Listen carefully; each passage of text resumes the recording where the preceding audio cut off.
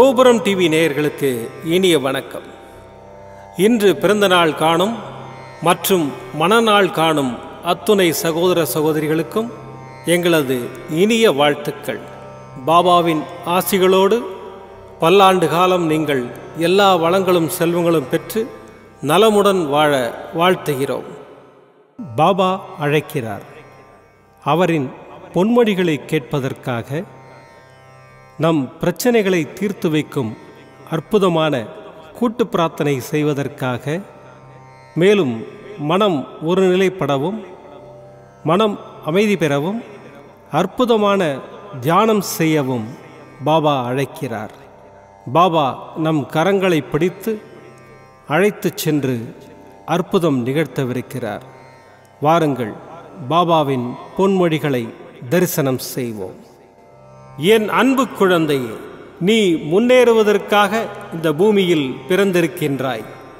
ஒவ்வொரு நிமிடமும் நீ முன்னேறாவிட்டால் வாழ்க்கை அர்த்தமற்றதாகிவிடும். செயலிழந்த நிலையும் சோம்பேறித்தனமும் முட்டாள்களுக்கே உரியவை. அவை உனக்கு வேண்டாம். உன்னை பாதுகாப்பது எனது கடமை. சிக்கலான நேரங்களில் யார் யாரிடமோ உதவி கேட்கும் நீ ஏன் என்னிடம் உதவி கேட்க மாட்டேன் என்கிறாய்?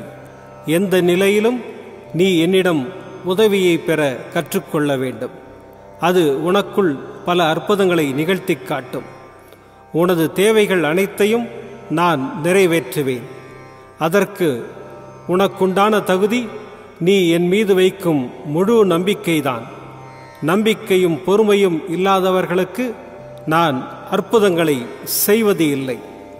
உன்னுடைய ஒவ்வொரு செயலையும் எனக்கு அர்ப்பணித்துவிடு. உன் காரியம் அனைத்தும் வெற்றி பெறும். நான் என்றும் உனக்கு துணையாக இருப்பேன். உன் அப்பா சாயிருக்கிறேன், கவலைப்படாதே. ஓம் சாய்ராம்.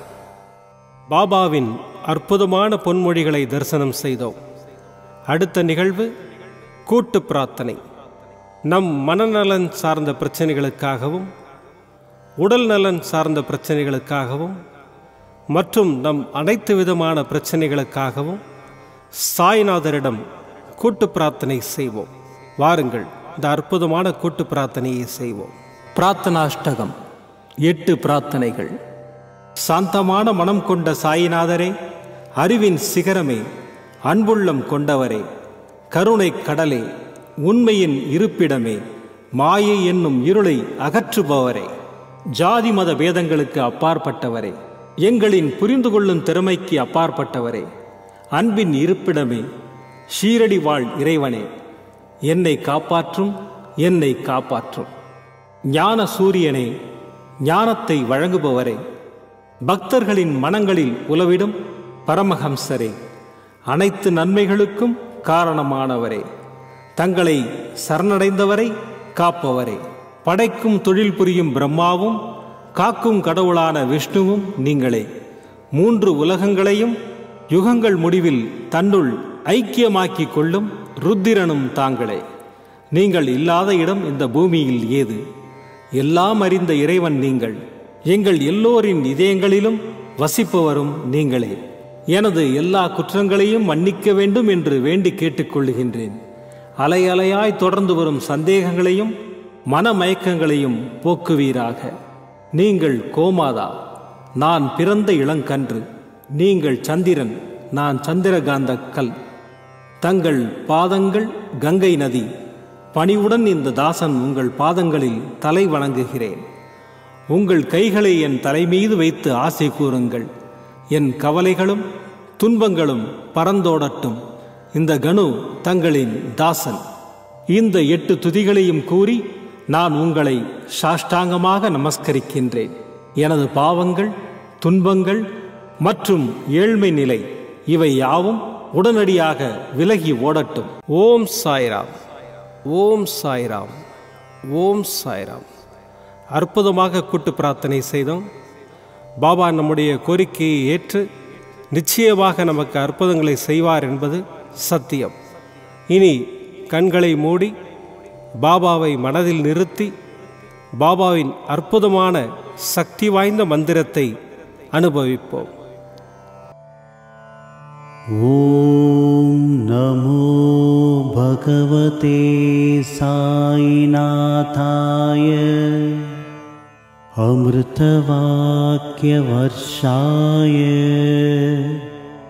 सकललोकपूजिताय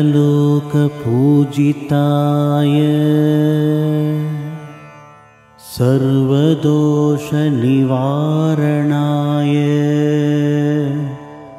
शिरडिवासाय साईनाथाय ते नमः। ॐ नमो भगवते साईनाथाय अमृतवाक्यवर्षाय सकललोकपूजिताय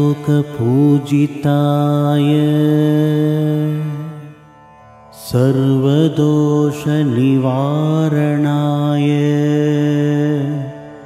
शिरडिवासाय साईनाथाय ते नमः।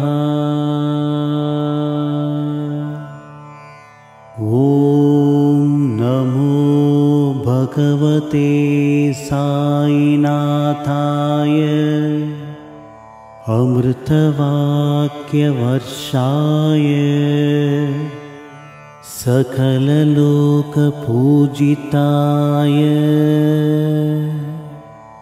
सर्वदोषनिवारणाय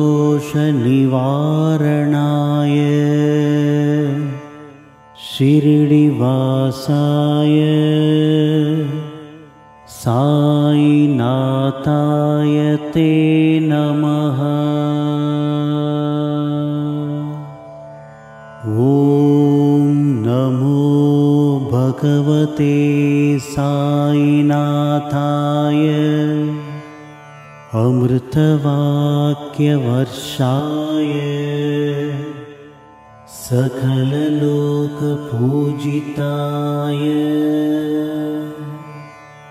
सर्वदोषनिवारणाय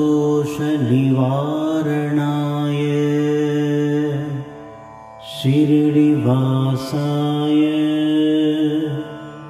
साईनाथाय ते नमः। ॐ नमो भगवते साईनाथाय अमृतवाक्यवर्षाय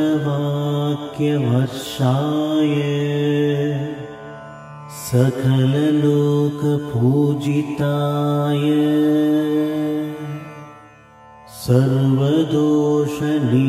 सर्वदोषनिवारणाय शिरडिवासाय साईनाथाय ते नमः। ॐ नमो भगवते साईनाथाय अमृतवाक्यवर्षाय सकललोकपूजिताय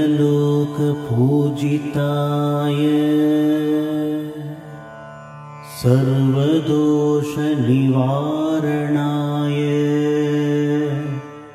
शिरडिवासाय साईनाथाय ते नमः। ॐ नमो भगवते साईनाथाय अमृतवाक्यवर्षाय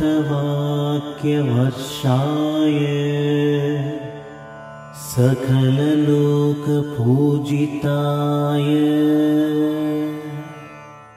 सर्वदोषनिवारणाय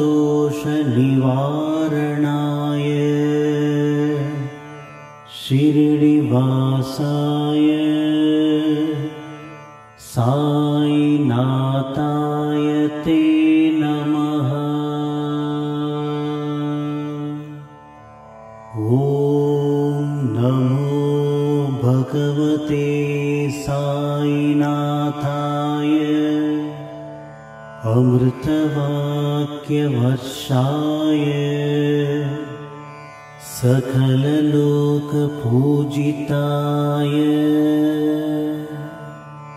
सर्वदोषनिवारणाय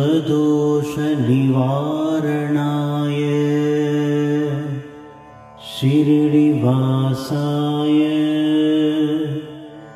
साईनाथाय ते नमः। ॐ नमो भगवते साईनाथाय अमृतवाक्यवर्षाय सकललोकपूजिताय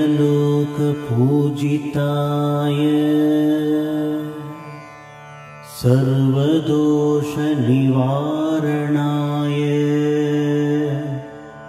शिरडिवासाय साईनाथाय ते नमः। ॐ नमो भगवते साईनाथाय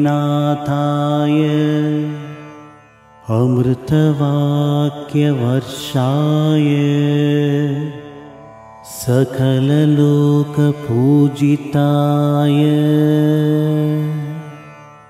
सर्वदोषनिवारणाय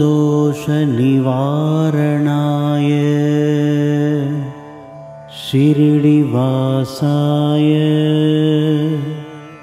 साईनाथाय ते नमः।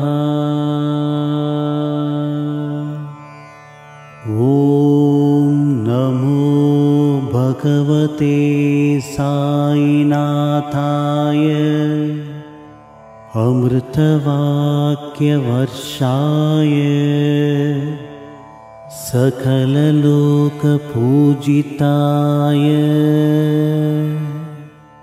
सर्वदोषनिवारणाय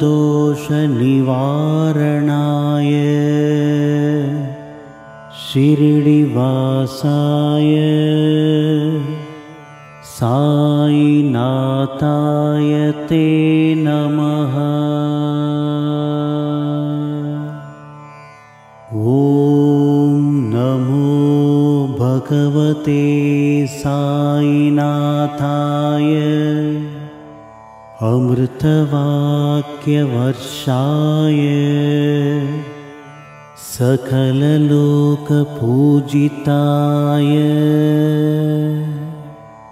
सर्वदोषनिवारणाय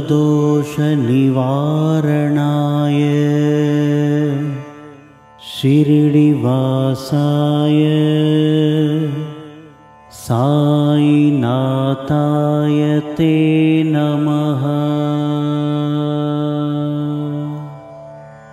ॐ नमो भगवते साईनाथाय अमृतवाक्यवर्षाय सकललोकपूजिताय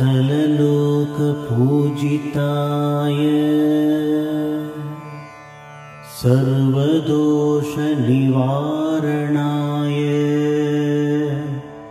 शिरडिवासाय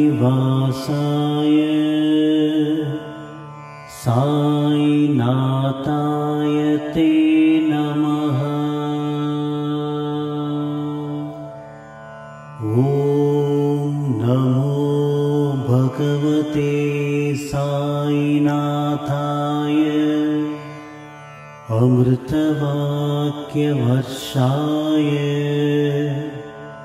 सकललोकपूजिताय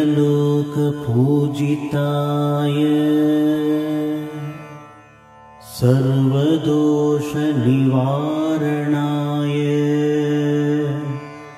शिरडिवासाय साईनाथाय ते नमः। ॐ नमो भगवते साईनाथाय अमृतवाक्यवर्षाय सकललोकपूजिताय सर्वदोषनिवारणाय शिरडिवासाय साईनाथाय ते नमः। ॐ नमो भगवते साईनाथाय अमृतवाक्यवर्षाय सकललोकपूजिताय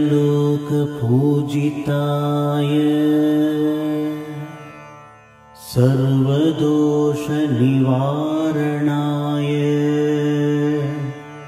शिरडिवासाय